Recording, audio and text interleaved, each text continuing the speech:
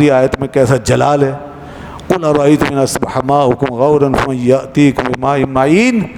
آپ فرمائیں کہ بتاؤ تو صحیح کہ اگر تمہارا پانی گہرائی میں چلا جائے تو کون پھر زمین پہ بہتا ہوا پانی لے کر آئے گا. وہی ہو رہا ہے آج. پانی نیچے اترتا جا رہا ہے. ہمارے کنویں خشک ہو رہے ہیں, ہماری بورنگ خشک ہو رہی ہے. کل 50 فٹ پہ پانی تھا, اب 300 فٹ پہ پانی نہیں, اور لوگ جو ہیں کھدائیاں کر کر کے تھک گئے. کون لا سکتا ہے؟ تو وہی تو بہاتا ہے, اسی کی شان. لیکن جب وہ بہاتا ہے اور دیتا ہے تو ہمیں ضائع کرنے میں بہت مزہ آتا ہے. ہم بھی خوب بہاتے ہیں اور ضائع کرتے اور ناشکری کرتے ہیں, پھر وہ اپنی نعمت چھین لیتا. اس نے کہا ہے میری نعمت کا شکر کرو تو میں تمہیں اور دوں گا.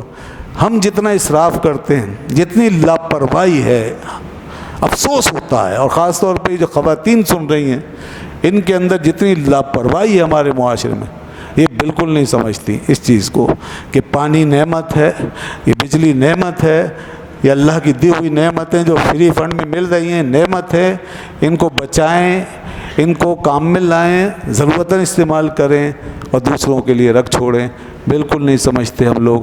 اس لیے یہ آج کی عورتیں جب تک یہ نہیں سمجھیں گی, ہمارے مردوں کی اور بچوں کی تربیت نہیں ہو سکتی. یہ گھروں میں بیٹھ کے شعور دیتی نہیں ہے.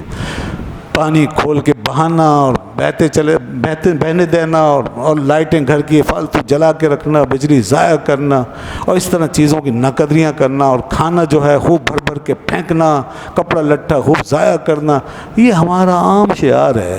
کوئی احساس نہیں ہے. اور جب یہ چیزیں اللہ کھینچ لیتا ہے تو پھر پتہ چلتا ہے. رسول خدا صلی اللہ علیہ وسلم نے تو زمین سے روٹی کا ٹکڑا بھی اٹھا لیا تھا اور فرمایا عائشہ اس کی قدر کرو, جس قوم سے چلی جاتی پھر واپس نہیں آتی.